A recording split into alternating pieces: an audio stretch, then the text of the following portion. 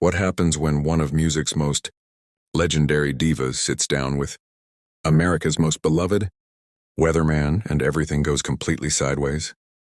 That's exactly what unfolded on this morning's Today Show interview. And it left both the live audience and viewers at home absolutely speechless. The morning began like any other at Studio 1A. Al Roker, fresh off delivering the weather forecast, was prepared for what should have been a lighthearted celebrity chat. His guest, Chaka, the 10-time Grammy winner and undisputed Queen of Funk. She had just released her memoir, and her team had specifically asked for Al to do the interview, believing his warm, conversational style would be the perfect match for her deeply personal story. Good morning. I'm Al Roker, and we're here with the incomparable Chaka Khan. He began with his signature smile. Thank you for having me, Al. It's always a pleasure, Chaka said. Dressed regally in a flowing purple caftan, her curls framing her face like a crown, the conversation started smoothly. They talked about her childhood in Chicago, her rise to fame with Rufus, and what inspired her to write a memoir. Chaka spoke candidly about her struggles and triumphs, her words filled with both pride and vulnerability.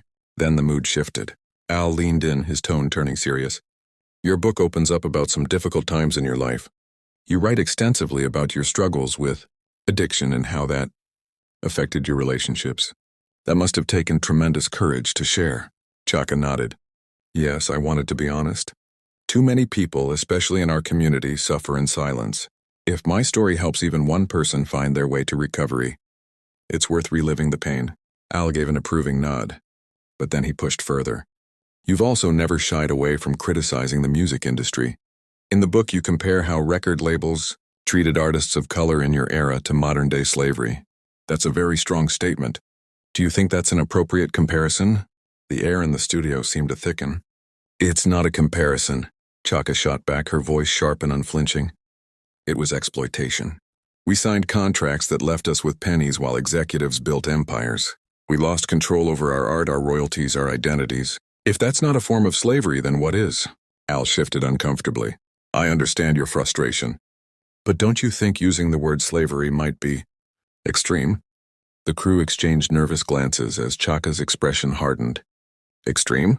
Al, with all due respect, you've spent your career in television, where you've been celebrated and protected.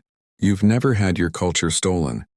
You've never had your royalties withheld. Don't tell me how to describe my lived experience. Al raised his hands in defense. I'm not minimizing your pain. I'm just saying maybe there are better ways to describe business inequities without invoking something as horrific as slavery. Her voice rose, filling the studio with raw power. Better for who? For your morning show audience sipping coffee at home, for the people who don't want to think about the ugly truths behind the music they enjoy? You'd rather I sanitize my story so no one feels uncomfortable. The tension was unmistakable. Crew members froze, waiting to see which way this storm would turn. I think we're getting a little off track, Al said, trying to redirect. Let's talk about your new music. You've been collaborating with younger artists lately. Don't you dare change the subject, Chaka interrupted, pointing at him. You opened this door when you questioned my words. The appropriate thing would be to acknowledge that this industry has systematically exploited black artists. Anything less is ignorance. Al's famous calm demeanor began to crack. Look, I respect your perspective, but this is a morning show. Our viewers want uplifting content, not lectures about systemic oppression. Chaka's eyes blazed. Lectures? That's what you call it when a black woman speaks the truth with passion. The moment we raise our voices, suddenly we're angry, difficult, too much. That's not what I meant at all, Al said quickly. But the conviction was gone from his voice. Then what did you mean? She pressed. Because it sounds like you care more about protecting your viewers' comfort than hearing what I have to say. For the first time, Al snapped. Chaka, I've been doing this for over 30 years. I've interviewed thousands of people from every walk of life. I know how to conduct a respectful conversation. Do you? Chaka shot back. Because right now it feels like you're policing my language to make my truth more palatable. That's not respect, that's control. The back and forth escalated, each exchange cutting deeper than the last. Al accused her of being inflammatory. Chaka accused him of dismissing reality. He said she was making sweeping generalizations. She countered that too many of her peers had died broke for it to be a coincidence. Finally, Al said what many felt he would regret. Maybe a morning show isn't the right platform for you if you can't have a civil conversation without turning everything into a confrontation. The words landed like a thunderclap. Chaka stood abruptly, her chair rolling back. Her voice dropped to a dangerous quiet. Civil conversation? I've been doing television interviews since Johnny Carson. Al, not once has anyone had the audacity to tell me what platform is right for me. Al realized he'd gone too far, but pride held him back. That's not what I meant, and you know it. I'm talking about having a productive discussion instead of creating controversy for controversy's sake. Chaka's voice erupted. Controversy? This isn't for entertainment, Al. This is my life. Decades of pain, of being silenced, of fighting for dignity, and you just dismissed it as too much for your precious morning audience. The producers were frantically signaling to cut, but the cameras kept rolling. Al tried one last time. I came into this wanting to celebrate you.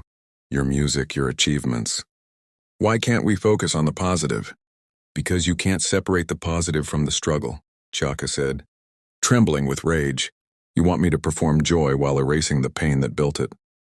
That's not celebration. That's erasure. Al's voice rose. And what about balance? Does every conversation have to be about oppression? Can't we acknowledge the joy too? Chaka's laugh was bitter. Balance? You mean keeping things safe for your audience. That's all this is about, ratings and comfort. Finally, she ripped off her microphone. You want your sanitized version of black success? Fine, but you can have it without me. Chaka, wait, Al pleaded, panic creeping into his voice. She looked back at him, her voice cold as steel. You respect the version of me that smiles, sings, and stays in your box. But the real me, the woman who speaks unfiltered truth, you can't handle. Don't ever book another black artist on this show and expect us to perform for your comfort. Some of us have too much self-respect for that.